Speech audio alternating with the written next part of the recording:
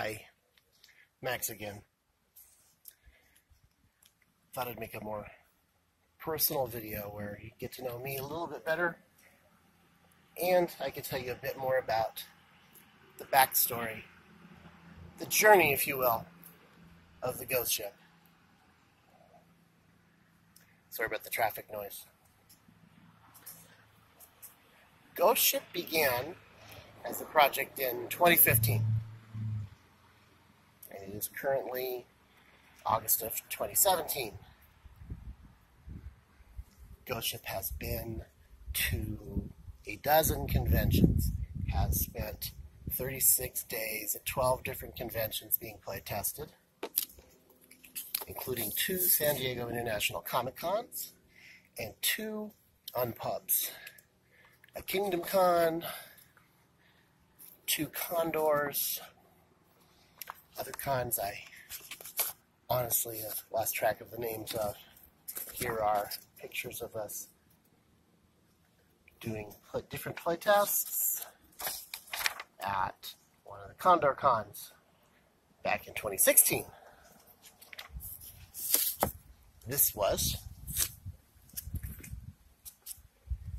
the game board back then.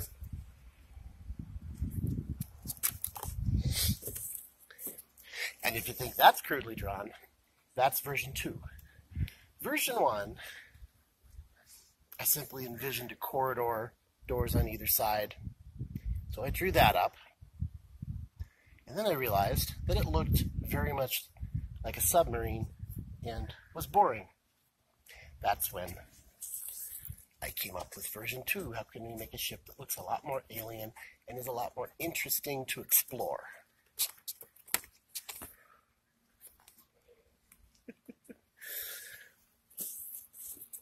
That's version 2. It inspired the version you've already seen, version 3, which was co-designed by myself and our professional graphic designer, Jennifer Ogden.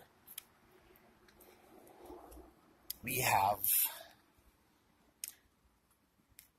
2 graphic designers, 6 artists, myself as the head designer, a developer, Stephen Ryder, a blind playtest lead in another state, a good friend of mine, but no one in his game troupe has any idea who I am, which is the way blind tests should be done. We have gone through 5 versions of the cards themselves. This is version 4. See slightly different art on the backs and nothing on the other side but what I put on with a Sharpie. That was version 4. Version 1 being no art whatsoever on the cards, but printed up. So this game has been through it. The cards you see me demo with are version 5. What you're going to have shipped to your house is version 6, which I can't even... The difference between version 4 and 5 that you saw in the video is so great. It'll be just as great between 5 and 6, meaning we have art underway right now for the blank cards that don't have art yet. And even the cards that look so beautiful with the art that they have are technically, as far as I'm concerned, unfinished. Of course, I'm told that as far as the designer is concerned, a game will always be unfinished, but I mean, I literally took sketches, sketch level art that some of our artists provided to us, and I took them into Photoshop, and I made what you see today. I colored, I added color, added 3D depth, added backgrounds, added shadows. So you can imagine, I did that with sketches, you can imagine what these cards are going to look like when the 6 artists on the job right now actually do completed artwork pieces for the project. And that will be when I can pay them, which is the next subject. This is a traditional Kickstarter project. The way Kickstarter was meant to be Kickstarter as it was in 2007. Kickstarter, even as the executives of Kickstarter today still describe it, Outside of the board game realm, Kickstarter is, always was, and still is, intended to fund unfinished projects. I hate to break the news to the gaming community. Now, don't get me wrong, this is very finished, very play-tested. The mechanics, the rules, the play styles, the 3 different game modes, they're very well tested. It's mainly the visuals that I just simply cannot fund, and the printing of quality cards, quality boards, quality play mats.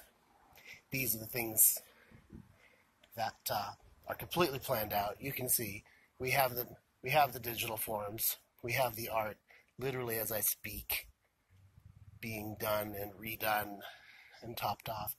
I brought a brand new artist on just earlier this week to add a 6th artist to the mix.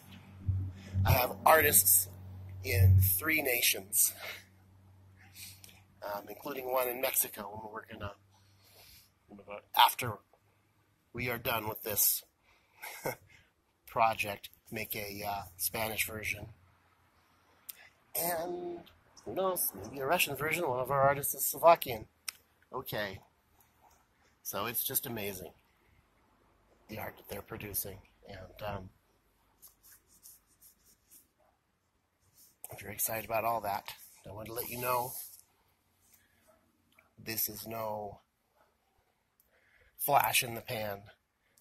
This 3-game system is going to launch the Guild of Blue Wizards. We already have 4 completely different, simpler card games in the works, ready to go, and 2 expansions for Ghost Ship.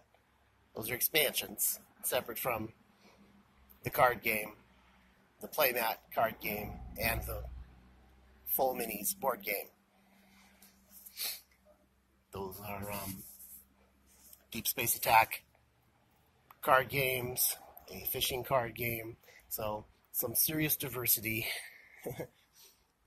and a company, a nascent company, blossoming into an actual concern.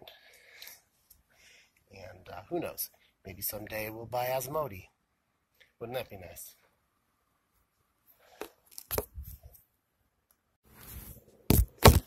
Okay, so who the hell is Maximilian d'Aremborg, right? Ghost Ship is not my first game. My first game was called Conquest of PBM. And as the name might imply, it came out before there was an internet. It was designed in 1985 and came out in 1986. I self-published it in my own company. Yes, 1986. I was 16 years old.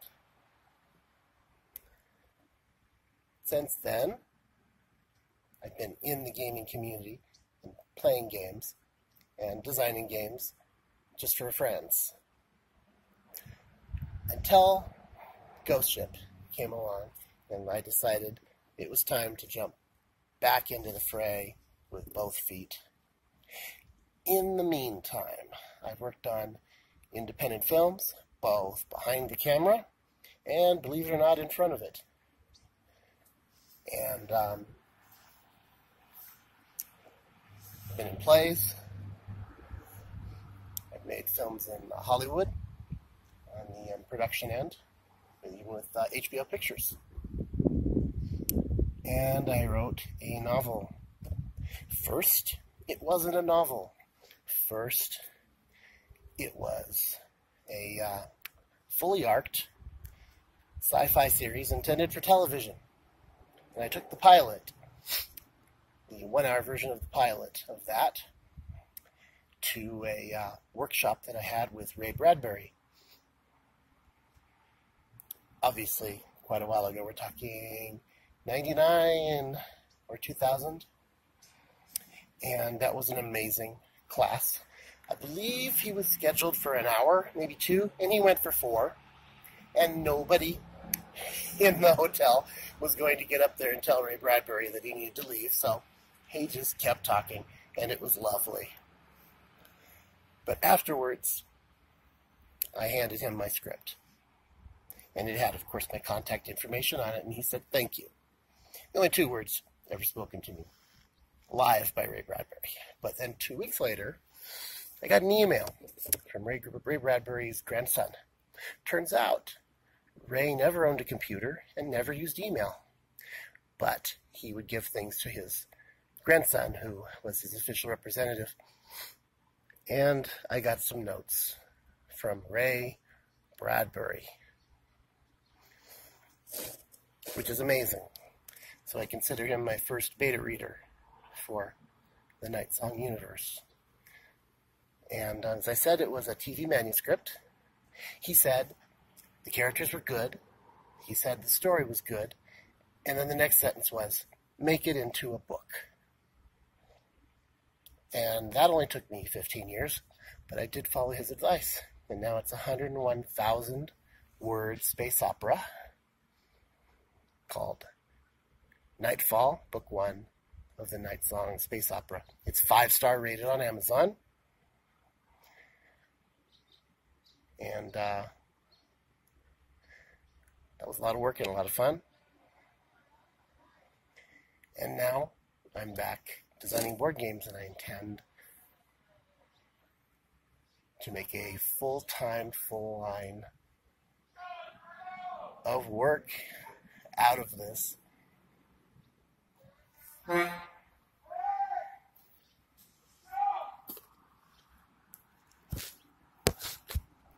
this is going to work out.